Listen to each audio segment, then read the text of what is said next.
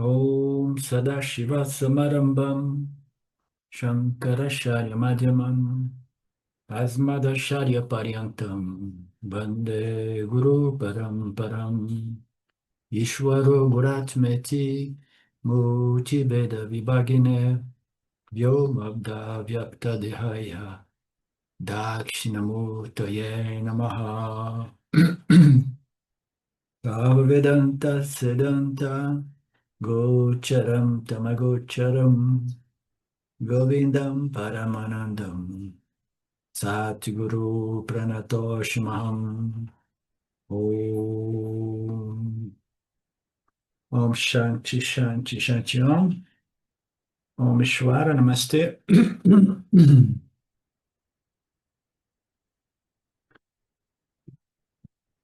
Concluindo, né, o capítulo 13, nós estamos vendo a parte dos benefícios, né,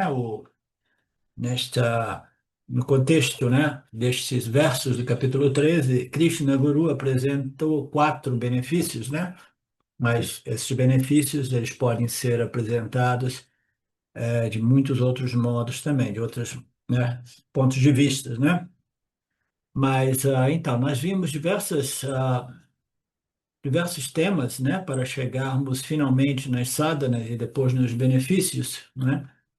Então, tudo isso originado daquelas questões apresentadas por Juna no capítulo anterior.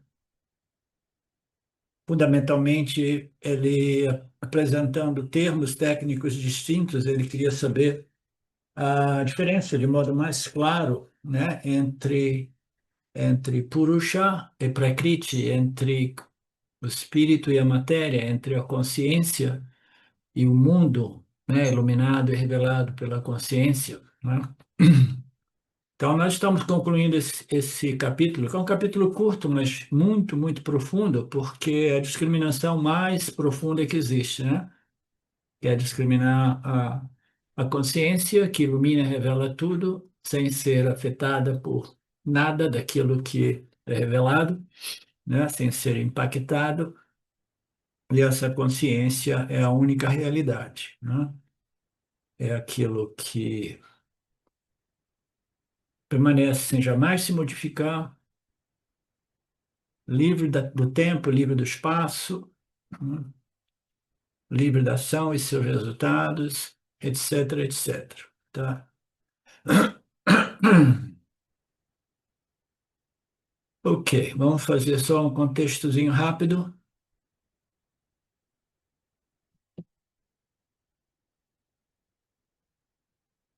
Entre os benefícios, nós vimos que o benefício da equanimidade é a capacidade do Jivatma, né, de perceber aquilo que é a singularidade. O que que é a singularidade? Nos dias de hoje, nos campos, no campo da metafísica, se fala muito, e da inteligência artificial, de singularidade, singularidade.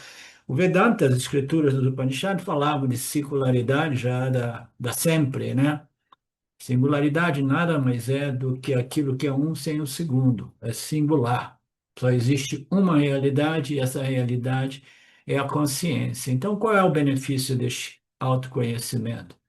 O indivíduo que obtém esse conhecimento, ele percebe o mundo do ponto de vista da realidade, que é o quê? Só existe esta singularidade, que é a consciência, e toda a diversidade, pluralidade de objetos, né? Que ocorre, que surge, né, é uma mera sobreposição aparente.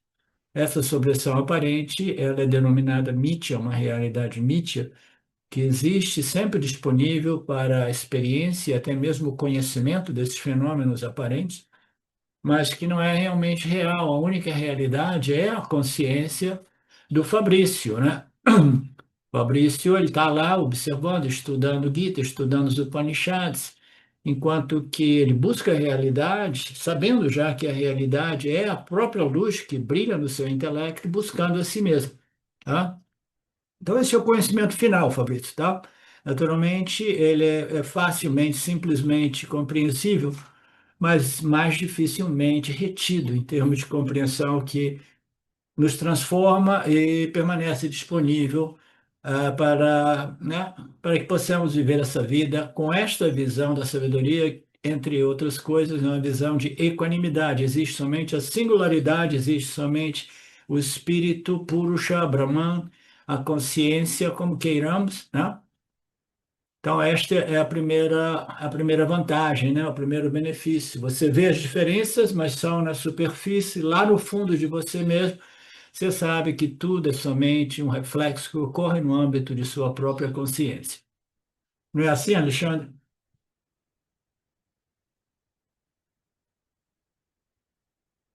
Então, é a não dualidade, é a unidade. A pluralidade é projetada sobre aquilo que é a unidade, que é a singularidade, a não dualidade. Então, o Yanni tem essa visão. E esta visão, o que que faz essa visão na mente do Yanni? É uma lembrança constante, sempre disponível, que neutraliza e minimiza, né, as contrações inerentes às adversidades, né? Qualquer situação, circunstância de vida que seja não em harmonia com o meu querer e não querer, meus gostos e desgostos, né? Aquilo ali cria uma contração, né, na mente do Aniane, né? Não, não, não, não é isso que eu quero. Não, isso eu já pensei que eu tivesse evitado completamente. Como é que essa situação voltou?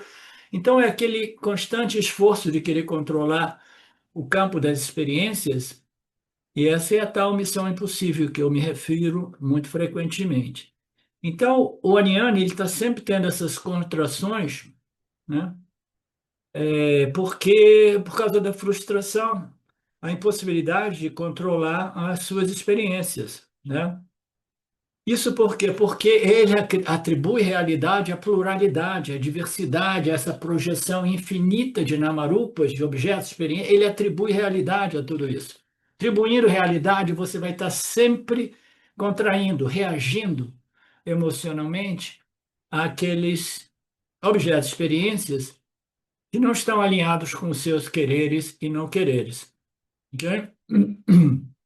Então, a proteção, o olho da sabedoria, essa visão, esse Samadashana, permite ao Yanni haver os seus ragadvesha, os seus gostos e desgostos, né, minimizados, né, largamente minimizados, de tal modo que o indivíduo tenha uma reação mínima que é rapidamente corrigida.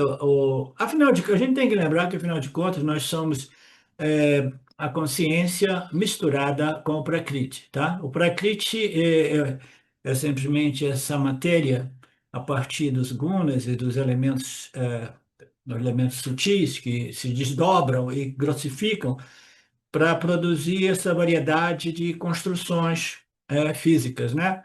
Nós temos essa construção corpo-mente que é derivada de um processo, né, de muitas vidas e até mesmo de evolução, né? E nós temos a natureza humana que é muito linkada com a nossa natureza animal. Então, uma reação humana é absolutamente compreensível, tá?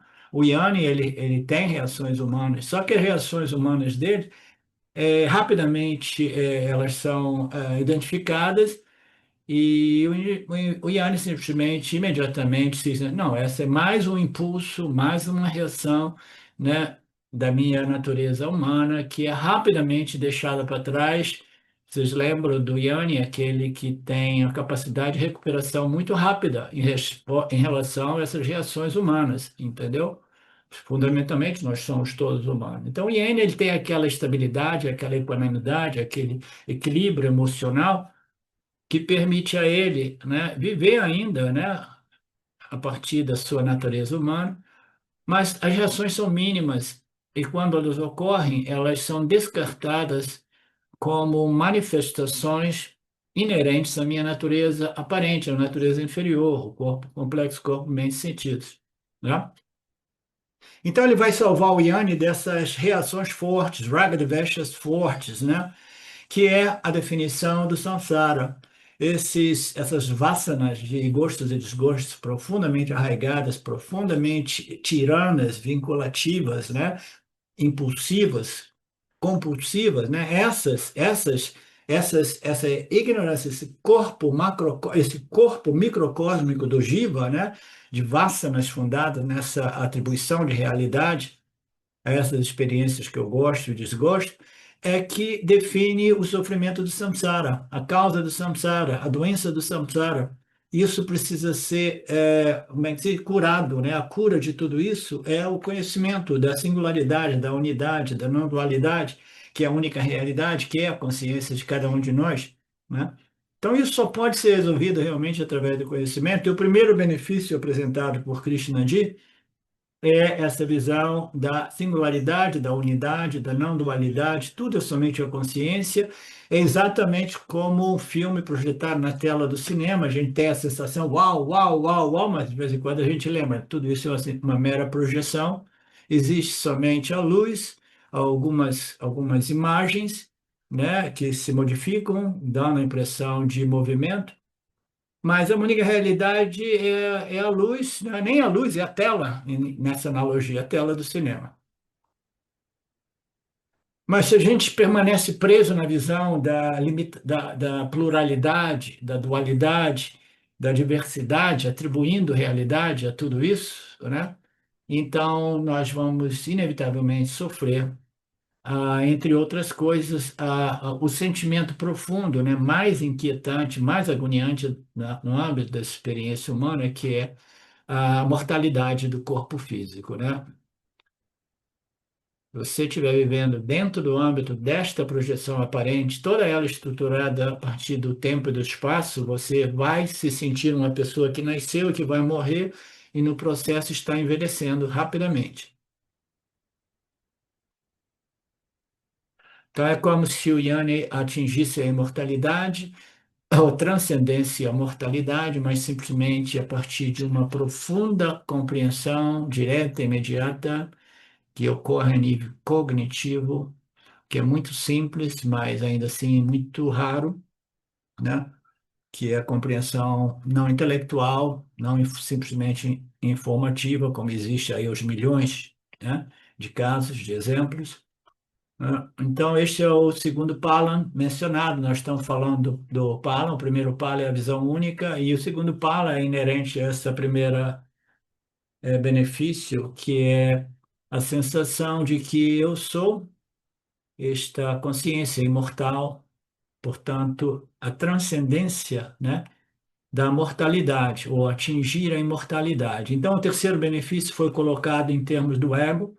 O ego ele vai se dissolvendo, desfazendo. Uma pessoa, quanto mais crescida, quanto mais madura, menos ela experimenta e reflete, né, não? Demonstra o sentimento de que eu sou o pensador, eu sou o fazedor e eu sou o desfrutador. Tá? Naturalmente, nós precisamos desenvolver olhos muito sutis para perceber o quanto pode ser sutil o ego. O ego nada mais é do que o sentimento de que eu sou o originador dos meus pensamentos, né? Das minhas palavras, das minhas ações e dos resultados das mesmas. Então, esse sentimento do fazedor, ele vai ser gradualmente, inicialmente, bruscamente dissolvido, ou minimizado ou neutralizado, e os resquícios deste impulso ignorante de que eu sou este instrumento que faz e experiencia, ele vai se dissolvendo, dissolvendo na luz desta profunda compreensão que se estabelece na mente do Yanni, né? Então, todas as ações, elas pertencem, né, aos Prakriti de Maya, digamos assim, aos gunas, né? O Fagundes está aí, ele já ele deve gostar de ouvir desse tema, era uma questão dele muito antiga. Então, os gunas estão ali, né, propiciando tudo isso, e como eu costumo dizer, isso não isenta o jiva da responsabilidade a respeito das suas ações. Parece uma contradição, mas não é uma contradição, né? Porque os gunas estão produzindo tudo isso, Shwara, Maya estão produzindo tudo isso, a inteligência suprema está produzindo tudo isso, mas ainda assim eles me deram, é como se eles tivessem me dado o poder de autorizar ou não essas ações provenientes do Prakriti de Maya, dos gunas de Maya. Os gunas de Maya estão compelindo cada um de nós a pensar dizer, falar e agir.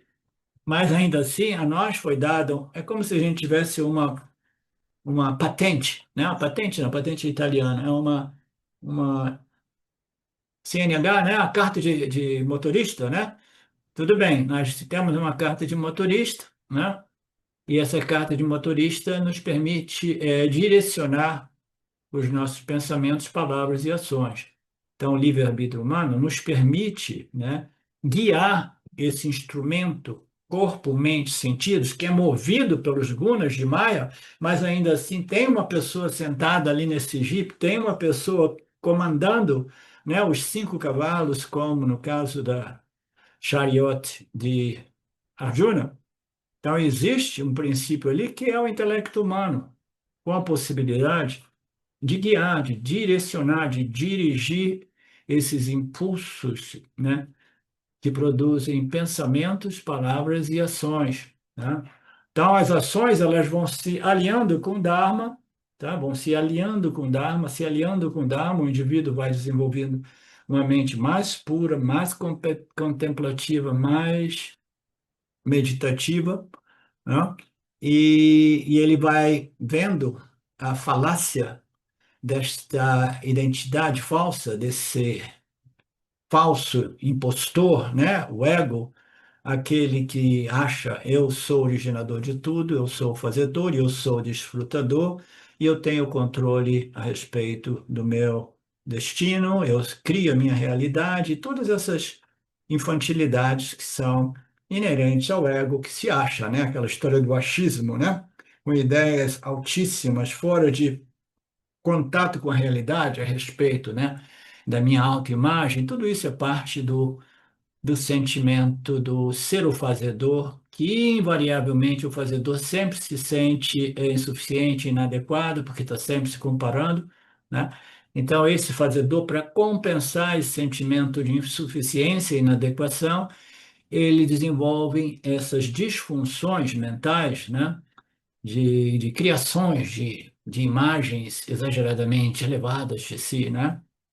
Então, isso também é o benefício, isso tudo vai sumindo, vai dissolvendo, né?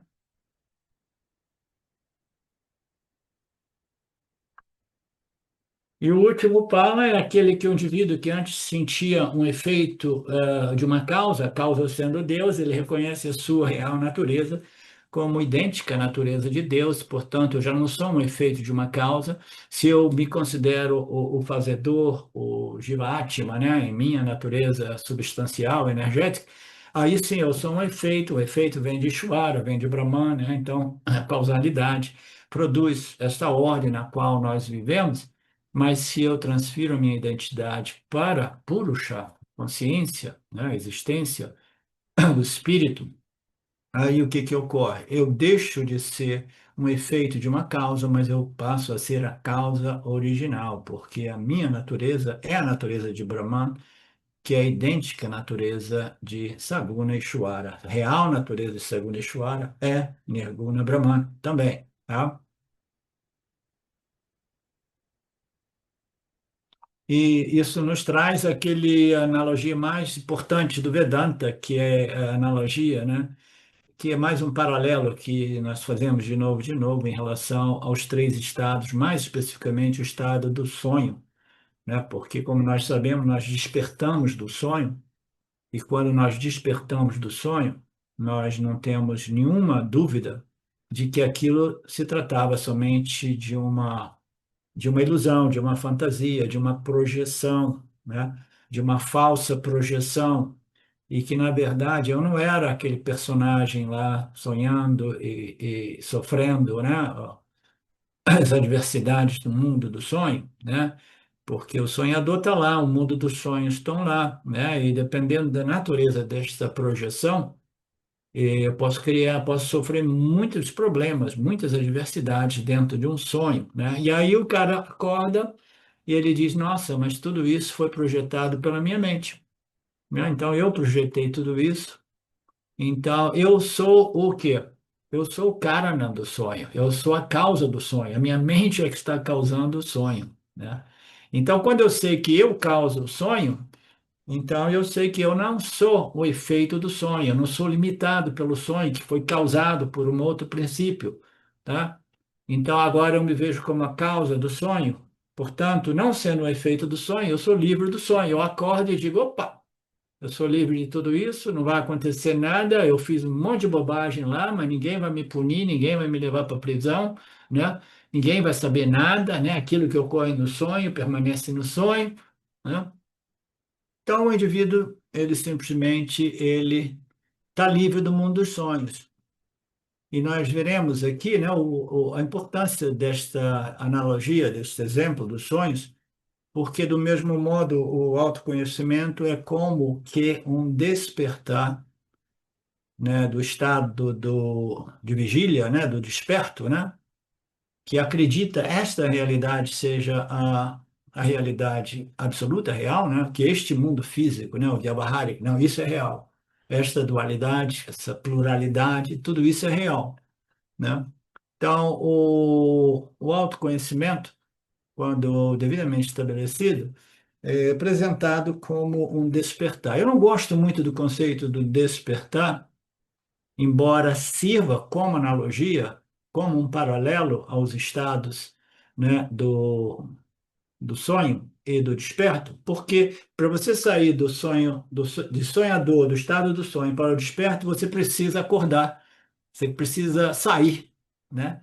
E a gente sai, às vezes, né, naturalmente, a nossa mente se modifica, ela já não sustenta aquela projeção, e quando você vê, você dá uma acordadinha, aí você volta a dormir, né? Ou se levanta ou fica acordado por alguns minutos, né?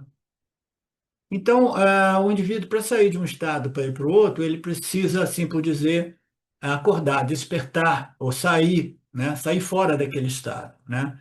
Então, antes ele estava totalmente identificado com o sonhador, vivendo no mundo dos sonhos. Aí alguma coisa acontece e ele sai daquele estado. Aí ele se dá conta de que ele não era realmente o sonhador vivendo no mundo dos sonhos, mas ele é o desperto vivendo no mundo físico material, né?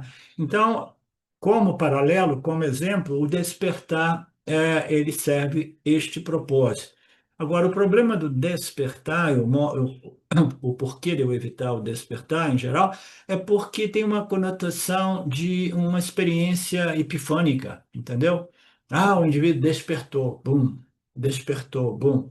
Né? Então, a gente pode simplesmente observar que não, a consciência, ela jamais dorme, portanto, ela jamais acorda, né? A consciência, ela não dorme e nem desperta, ela está sempre ali. É só uma questão de identificação. Eu vou me identificar com esse estado mental, ou com aquele estado mental. Nós temos três estados mentais: o do adormecido, o do desperto e do sonhador. Se eu me identifico com um ou com o outro, eu me torno fragmentado e limitado por esses três estados que estão sempre girando, né? Então, o despertar, em geral, ele tem essa conotação de epifania, enquanto que a compreensão e a correção desta identificação equivocada não tem nenhuma conotação epifânica, tá? É simplesmente uma compreensão profunda, uma identificação profunda, né, daquilo que é a sua real natureza e uma reivindicação profunda de que, sim, sendo essa a minha real natureza, eu estabeleço o meu senso de identidade naquilo que é a realidade. Eu estabeleço o meu senso de identidade naquilo que é a única realidade, né? Então, uma vez feito isso, aí o indivíduo, ele continua sonhando, ele continua dormindo. Os sonhos, às vezes, podem ser um pouco desconfortáveis, nenhum problema, isso simplesmente são analogias, são paralelos, né? Em modo geral, o sono e o sonho melhora, né, para o Yanni, se bem que existem, podem existir, existem sempre exceções, não existem regras gerais absolutas em mídia, tudo é relativo. Porque eu conheci um ascendito Yanni que sofria de insônia depois do que ele chamava de despertar de sua real natureza, né? Então ninguém sabe exatamente.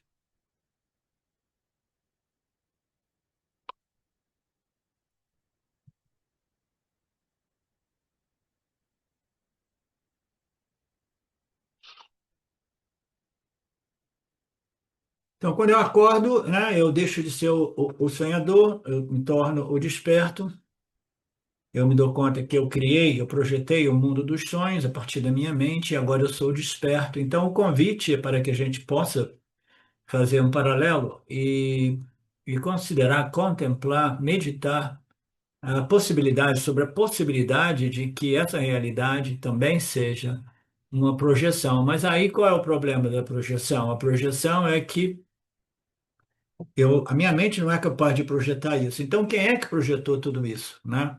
Quem é que projetou tudo isso? Ah, não, Brahman projetou tudo isso. Tudo bem, a gente pode dizer que nenhuma projeção é possível sem a presença de Brahman, da consciência, né? Que sem fazer nada propicia todos os acontecimentos, né? Então, mas na verdade, quem é que projeta tudo isso? Eu não projeto essa realidade. Brahman, eu vi dizer que é a carta que não faz nada, é abopta, ele não se transforma em nada. Essa ideia de que Deus se transformou no mundo é uma ideia que depois precisa ser corrigida, né? Então, quem é que projeta tudo isso, né?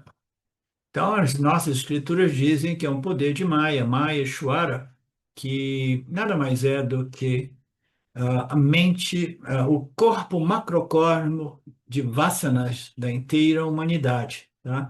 Então, é a mente coletiva em sua condição vasanas causal que projeta, sustenta tudo isso, né? Mantém tudo isso aqui.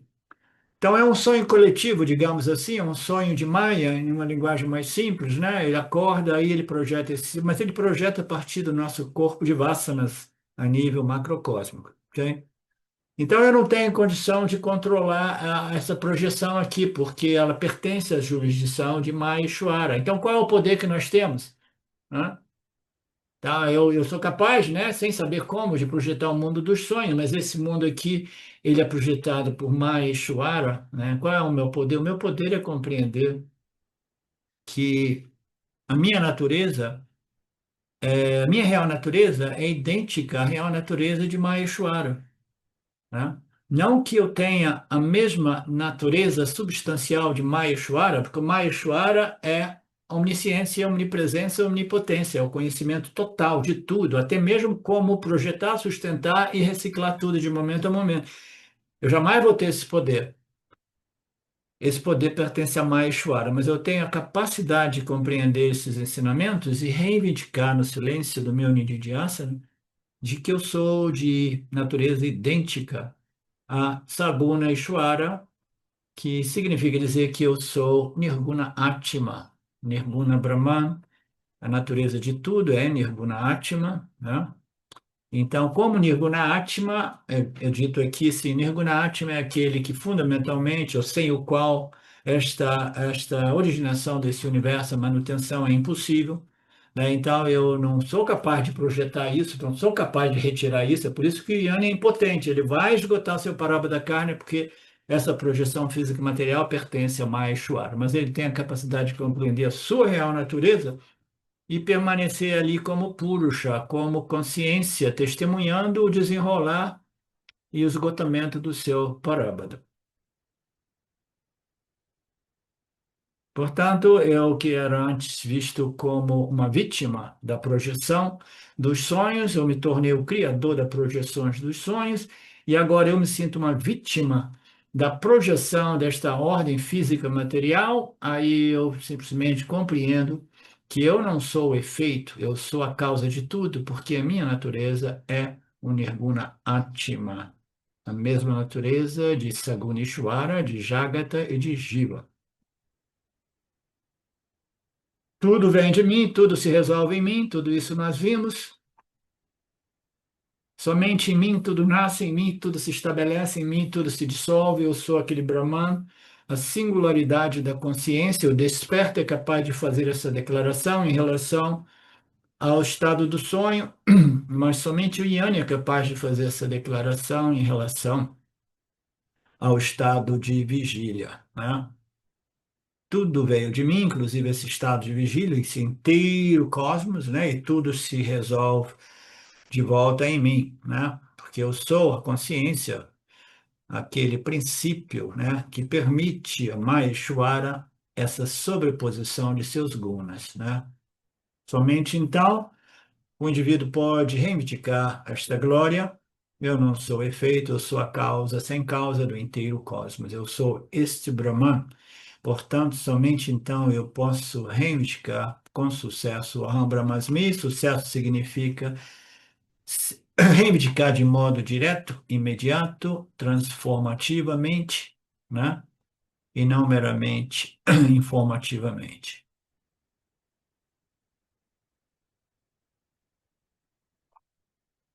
Então, nós acordamos, despertamos durante a noite, as escrituras, elas estão aqui para nos ajudar, entre aspas, a acordar da crença nesta ordem física material como realidade.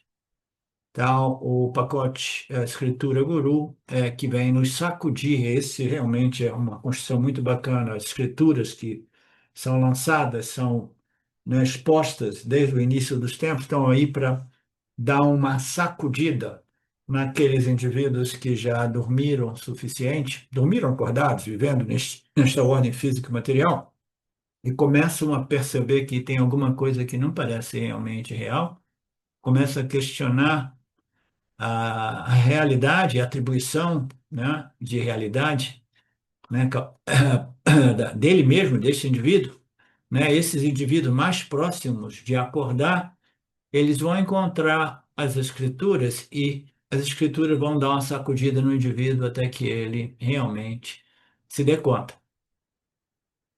Portanto, aqui no Katha Upanishad se diz levante-se, né?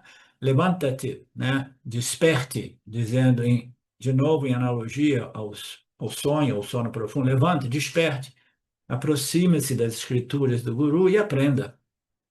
Como o fio afiado de uma navalha, este será o seu caminho, assim dizem os sábios. É difícil de trilhar, é difícil de atravessar, mas não é impossível.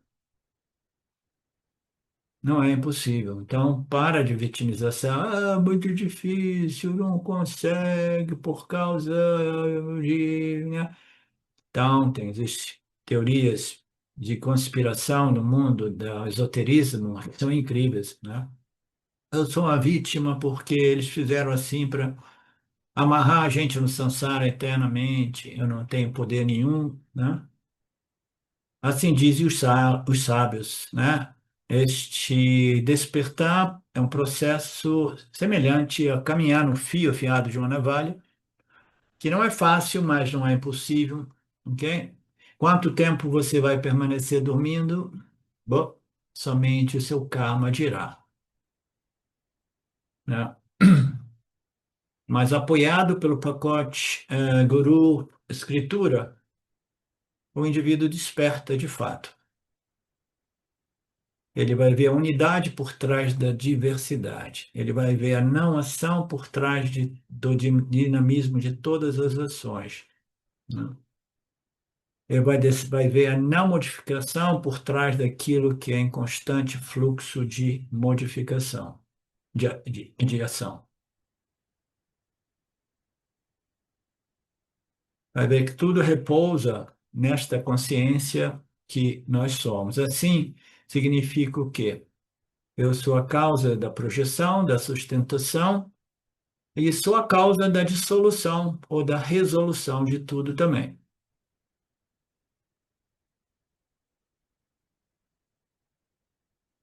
Portanto, tudo isso ocorre dentro de mim, é mantido dentro de mim e se resolve de volta em mim. A única realidade.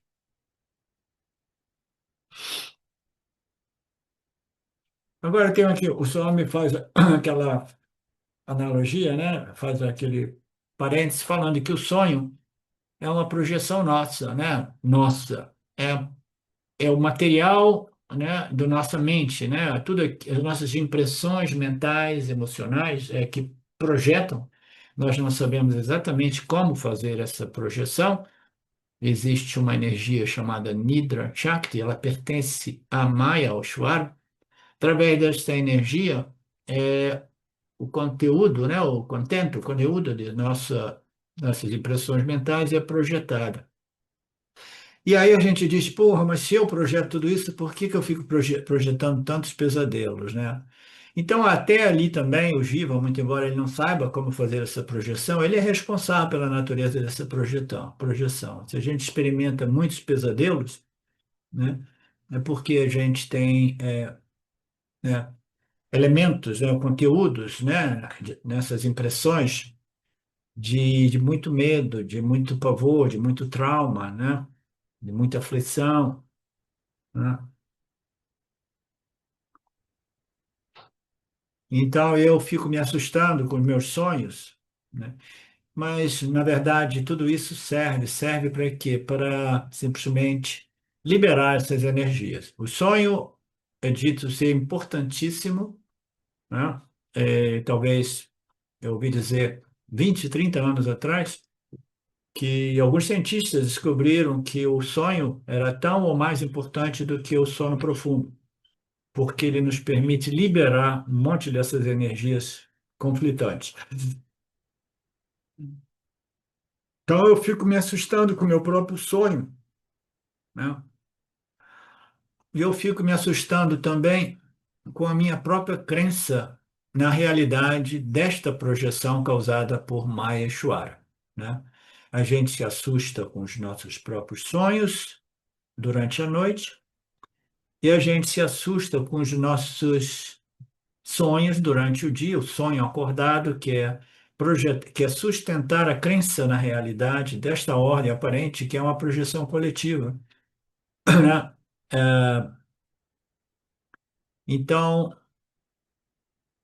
como é que eu vou sair desse problema, né? Eu crio problema para mim no mundo dos sonhos, e eu crio problema para mim no mundo desperto, no mundo dos sonhos, porque é uma reciclagem daquilo que são as minhas experiências no mundo desperto, aquelas impressões, elas se reciclam projetando os meus desejos e medos, que podem ser muito problemáticos, né? E do mesmo modo eu continuo como desperto, vivendo sob efeito desta ignorância que continua atribuindo realidade a esta projeção dualista, né? No plano físico, né? Então, como é que a gente vai sair dessa? Este é o propósito do Vedanta. Isso requer o indivíduo compreender que ele não é nem o sonhador, nem o desperto, nem o adormecido.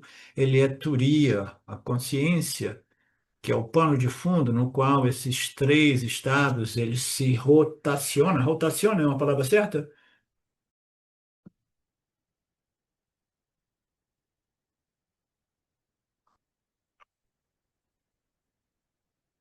Então, Krishna diz: alguém se torna Brahman, o Yanni se tornou Brahman, o Yanni simplesmente compreendeu a sua natureza como Turiya, como Purusha, como consciência, como Brahman, como Nirguna Atma, como queiramos, que é dita ser a sua real natureza, ou em comparação à nossa natureza aparente, ela muitas vezes, o homem gosta desse termo, natureza superior e natureza inferior. Assim como, ou de repente, um praxe no âmbito da nossa tradição se referia a superior e inferior, eu prefiro mais a sua real natureza e a sua natureza aparente. Sua natureza desperta, superior, real, natureza desperta, é destemida em relação ao mundo dos sonhos. Então, a sua natureza desperta, como Turiya, é destemida em relação ao mundo da vigília. Quando a gente deixa de ser o sonhador, nós somos aquele Jiva destemido, porque agora eu me posicionei como o desperto. Então, os medos que foram originados na dualidade do mundo dos sonhos já não causam nenhum temor para mim agora. Então, quando eu transfiro a minha identidade, assim como se eu estivesse despertando para a minha natureza real, todos os problemas e os medos e os terrores relativos a minha natureza desperta não me afetam mais, né? Eu sou o Atma, eu sou o Brahman destemido, essa é uma expressão bacana também.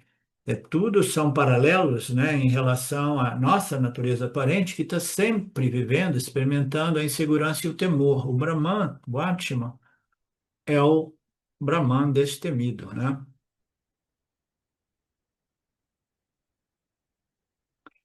O Taittiriya Upanishad, no capítulo 2 diz: quando alguém descansa com segurança naquilo que é invisível, incorpóreo, inexplicável, aquilo que é sem suporte algum, mas que ainda assim suporta tudo, né? Então, ele obtém este assim dito destemor. Vocês entendem a importância de todos esses paralelos, né? Nós nos tornamos o destemido Vishwa, né? O desperto, destemido em relação ao mundo dos sonhos, né? Porque o que ocorre lá é absolutamente visto como uma fantasia, uma projeção, um sonho. Do mesmo modo, quando o indivíduo desperta, assim por dizer, para a sua real natureza, ele se torna o destemido, né? Ele obtém o destemor. Então, este, de novo, abordando os benefícios do autoconhecimento.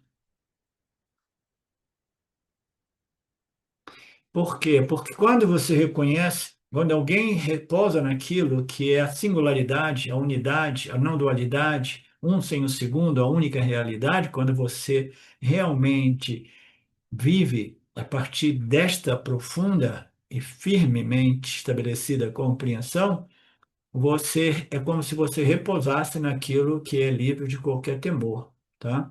E por que que não existe temor?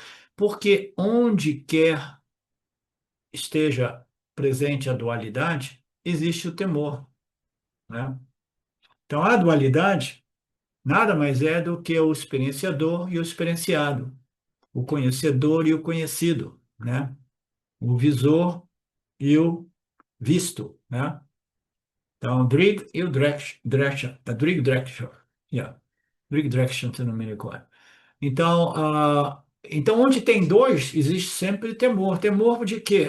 Se as coisas não forem de acordo com meus gostos e desgostos, eu estou ferrado, né? Onde existe dualidade, existe temor. O indivíduo ele está sendo movido por seu raga dvesha, gostos e desgostos, e ele não tem controle a respeito daquilo que Ishvara manda para gente, né?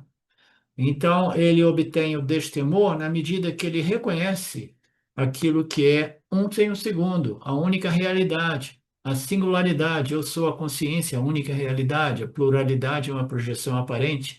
Então, quando você compreende a não dualidade, a singularidade, você compreende que só existe você, a consciência, e quando não existe a dualidade, não existe temor, tá? Porque você não precisa de ficar ali todo aflito tentando controlar a sua experiência, porque não tem nada para você experimentar. Essa é a realidade. O que significa ser um sem um segundo? É ser a consciência, a única realidade, é Satya. Mithya é o âmbito, é a ordem na qual a pluralidade, a diversidade, a dualidade é lei. Mas em Satya existe somente um sem o segundo, né? Não existe nem mesmo uma minúscula variação, uma inclusão de alguma coisa outra, que é a consciência, outra que Brahma. Não, de repente tem um pouquinho. É um, mas é 1,0000001, porque tem Maya ali enchendo o saco. Não. Maya, ele existe no âmbito de Mitya, um poder inerente a Mitya. Tá? A consciência é livre de qualquer possível inclusão de algo que possa ser distinto a si mesmo, de si mesmo. Então não existe temor.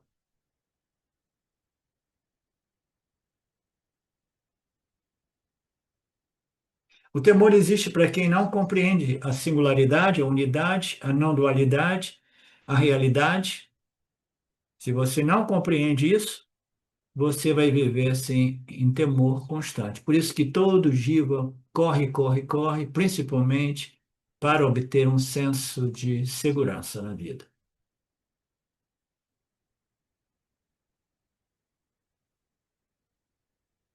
Então, depois de acordar, o sonho não é o problema. No sonho, o sonho era um problema. Então, qual é o quarto benefício? Você não é um efeito, mas é a causa. Uma identificação com Brahman, a causa original da manifestação, né? Então, o quarto benefício é você transfere a sua identidade, desta vez, não do sonhador para o desperto, mas do desperto para a consciência. Então, você passa, deixa de ser um efeito de uma causa e você passa a ser uma causa, né? No qual você é livre e independente daquilo que é o efeito de si mesmo.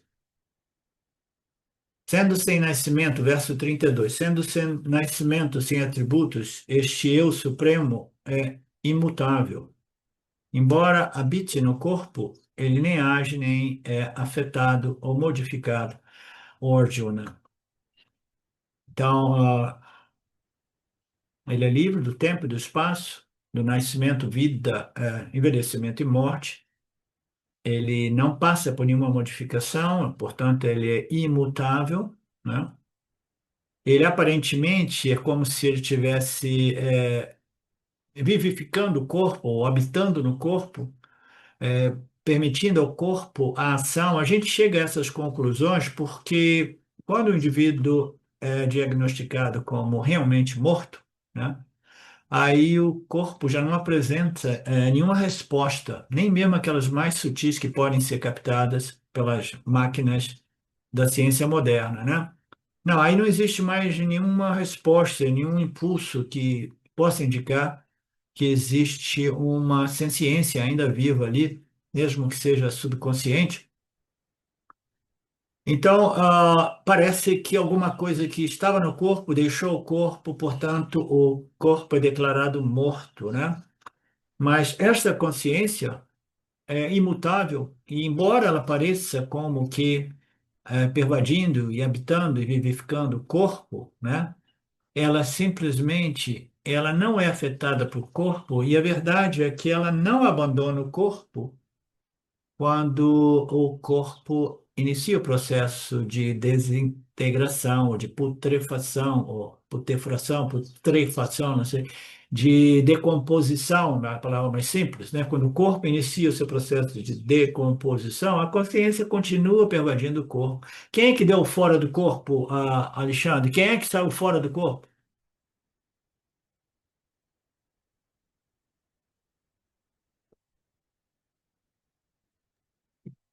Eu pergunto essas coisas para vocês para ver se vocês estão acompanhando a aula ou pensando em alguma outra coisa.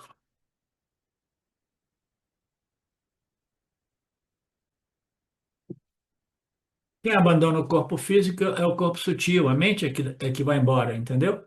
A consciência toda pervasiva, ela continua pervadindo o corpo físico e começa a propiciar o processo de decomposição, do retorno dos elementos de volta às suas origens. Então, é como se o indivíduo, sem ter nascimento, sem ter nenhuma qualificação, atributo, propriedade, sem se modificar, se você não tem atributos, você não se modifica. Se você tem um atributo, por menor que seja, você já se modifica, tá? Porque tudo que existe no âmbito dos atributos, dos gunas, é em constante fluxo de interação e modificação. Mas se eu sou supremo Brahman imutável, né? Eu permaneço o mesmo sempre, além do tempo e do espaço. Portanto, eu continuo pervadindo o corpo quando é iniciado o processo de decomposição, ou assim dita morte do corpo. Mas quem saiu, quem abandonou o corpo foi a mente. A mente deixou o corpo por questões kármicas, era o momento.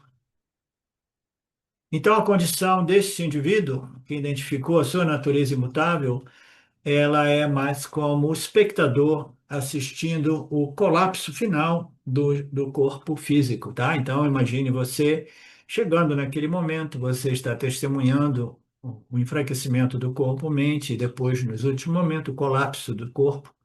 E se você estiver realmente firme na compreensão de sua natureza que não nasce, envelhece e não morre, você vai assistir tudo isso como um espectador. Caso contrário, você vai sofrer emocionalmente, e muito provavelmente Shwara vai colocar você num estado de coma para poder tirar a sua mente daquele corpo que está colapsando.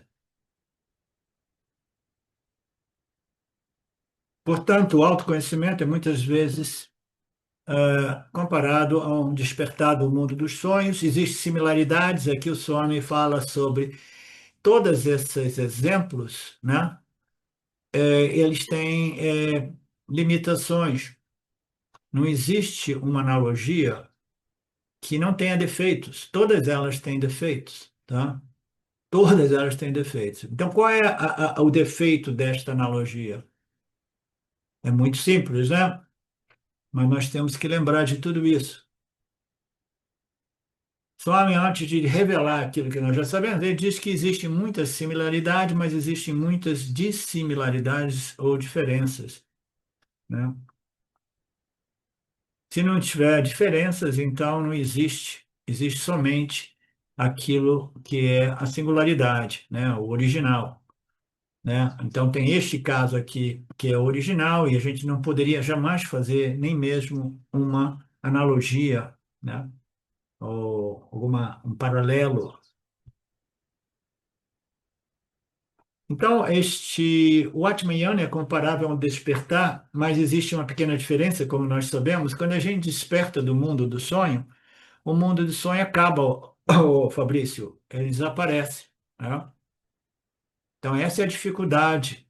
A maioria das pessoas que são muito orientadas à experiência, né, no mundo experiencial, né? Eles dizem, não, o Atmiyana não resolve o problema, por quê? Porque ele não cancela a experiência do mundo desperto, né? Quando a gente desperta do sonho, o despertar do mundo do sonho cancela o mundo do sonho. O mundo do sonho desaparece, né? É uma projeção minha. Agora, quando eu desperto da crença de realidade nesse mundo físico e material, o mundo físico e material não é cancelado. Porque não foi eu que projetei aquilo, né? Aquilo ali é uma projeção coletiva, é Maheshwara que projeta e sustenta tudo isso. Então, o cara que é orientado pela ação e experiência, né? Ele quer uma experiência no qual o mundo, o universo, o cosmos físico e material desapareça ou ele possa ser, né, transferido numa loca superior para experimentar outros tipos de dualidades mais prazerosas, né? Mas ainda assim é uma outra forma de sonho, né?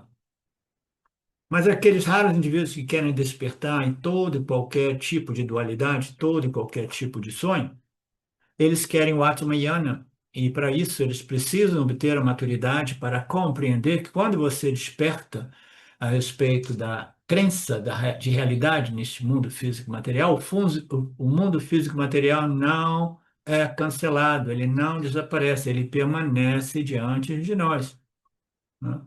Aí onde virá, tem alguma coisa errada com minha iluminação, com meu autoconhecimento. Por quê? Porque o mundo continua o mesmo. O mundo continua o mesmo. A única coisa que nós podemos fazer, literalmente, é simplesmente retirar a nossa atribuição de realidade a esta ordem, essa projeção aparente imposta por Maheshwara. É a única coisa possível. Ah, não, mas então eu vou partir para o yoga, vou me tornar um yoga, eu vou desenvolver. São alguns estados de meditação profunda que me permita cancelar ou remover esta ordem física material. Então, boa sorte. Vai, passe algumas vidas desenvolvendo uma vassana por Nirvikalpa Samadhi. Aí, no final das contas, né, você vai ter que chegar e entrar no Jnana Yoga do Vedanta, porque você, cancelando a dualidade, né, temporariamente, aqui e ali, desenvolvendo determinados estados, não é algo que realmente resolva a problemática, porque a mente se modifica, os estados se modificam, o Samadhi Yogi passa do estado de Samadhi para o estado de vigília e de novo ele vai ver esse elemento irritante que é a presença do mundo físico e material, porque ele tem um problema com o mundo físico e material, entendeu? O Yogi tem um problema com o mundo físico e material, então ele quer remover através do desenvolvimento de um estado mental no qual não existe dualidade. Mas aí, o argumento nosso é, pô, se você tem tanto problema com a dualidade, suicídio não é uma alternativa? As escrituras dizem que não é uma alternativa, né? Mas se você tem tanto problema com a dualidade, né, quer removê-la, né?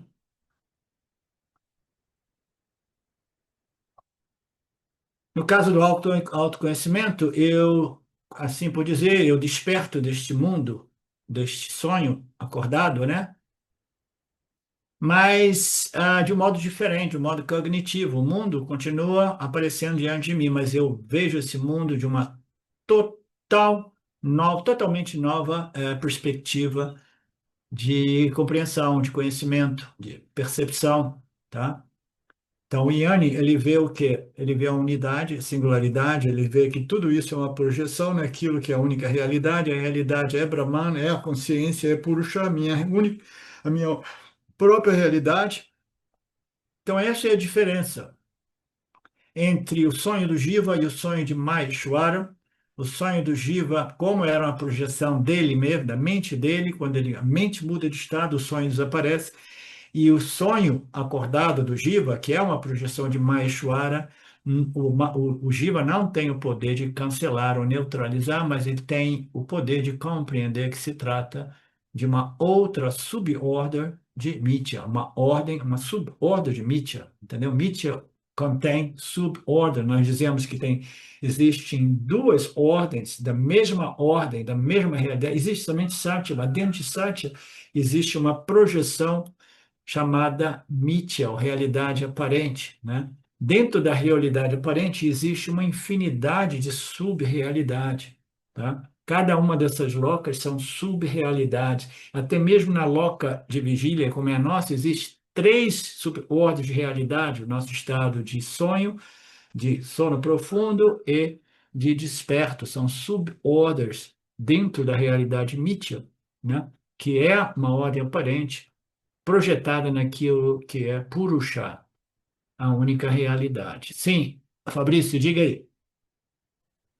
É, ao mesmo tempo que a gente está, né, nessa busca aí dessa compreensão, dessa identificação com o Purusha, com essa consciência plena, a gente está vivendo essas experiências que também são extremamente relevantes no sentido do atrito que elas vão causando e nos permitindo a compreensão dos defeitos, né? Do sucesso que a gente vai buscando e vendo os defeitos de tudo. E isso, à luz do conhecimento, desses estudos, vai nos dando essa clareza e esse desapego.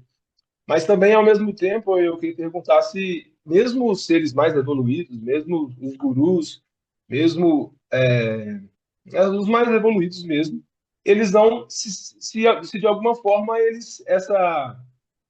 essa identificação plena um, para um ser que está encarnado, ela seria impossível, essa identificação plena com o Purusha, porque esse instinto de sobrevivência está presente em todos os seres humanos, e inclusive é a busca por. Bom, em grau, em desapego bem menor, né? Mas ainda assim os interesses, né, mais sutis, eles ainda estão presentes. É a busca por sobrevivência. E uma vez que essa busca por sobrevivência, né, isso faz parte né, desse plano, aí parece que seria até impossível de você dizer, fulano é plenamente liberto, porque é como se Ok, fosse até ok. impossível de dizer isso. Eu não quero me estender muito, porque é hora do nosso intervalo aqui, mas eu vou abordar isso depois, mas esse é um tema interessante. É só um paralelo muito simples para você compreender. Em primeiro lugar, o despertar nada mais é do que uma convicção a respeito daquilo que você realmente é, tá? E depois, o indivíduo, dependendo de quanto mais purificado ele seja ou não, ele vai ter algumas reações humanas que não refletem aquela convicção: eu sou o Brahman destemido, ok? Então, o temor pode aparecer, mas o homem, por causa da sua natureza, mas o conhecimento é firme, dependendo do grau o campo de purificação, o tipo de vasanas, talvez existam ali alguns elementos de reações mais humanas, mais fortes, são menos fortes. Isso é um aspecto daquilo que se possa dizer, o quanto pura a mente do Yanni seja, ou mais pura ou menos pura, mas não tem nada a ver com autoconhecimento. O autoconhecimento é o conhecimento direto, imediato. Eu sou a consciência livre, independente de tudo aquilo que ocorre neste corpo-mente e no mundo, tá? Então, este é um conhecimento.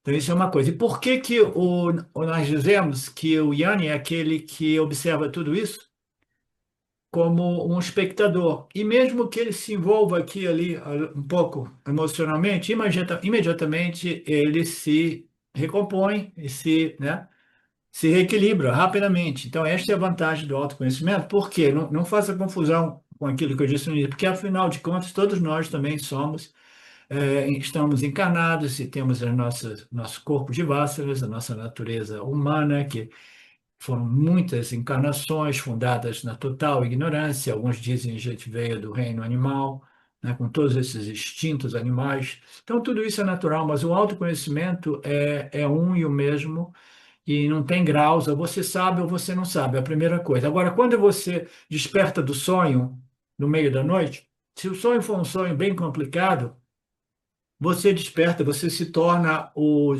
desperto, e naquele momento você fala, uff, ainda bem que eu sou o desperto, né? Então, nada disso me afeta. Mas nem sempre. Às vezes o sonho tem um impacto tão grande que o indivíduo permanece abalado por alguns minutos. E às vezes, por metade de um dia, o indivíduo está abalado, tá? Por quê?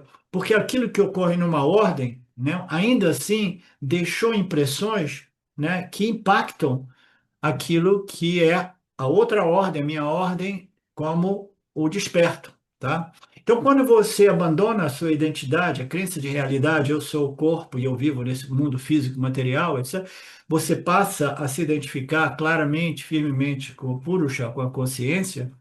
Ainda assim, alguns eventos desse mundo do desperto, mundo físico, material, podem causar um impacto, mas que é rapidamente visto como somente uma impressão, uma reação, um impulso natural, entendeu?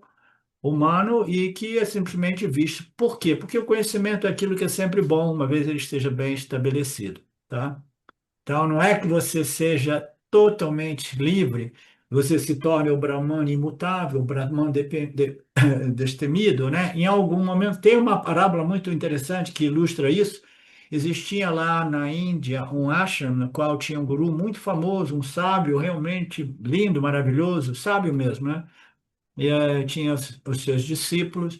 E um dia, lá no meio da floresta, estourou uma manada de elefantes e os caras vieram gritando, dizendo: Ó, eu tenho uma manada de elefantes, estão vindo para cá, vamos passar por cima de tudo e acabar com todas as gente. Você já deve ter ouvido essa parábola, né? Eu lembrei dessa.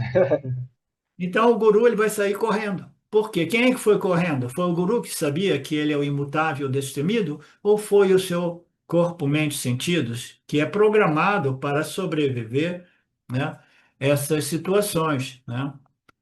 Procriação e preservação da espécie. Então ele saiu correndo e depois alguns discípulos, porque eles fazem ainda confusão entre Sati e Miti, né?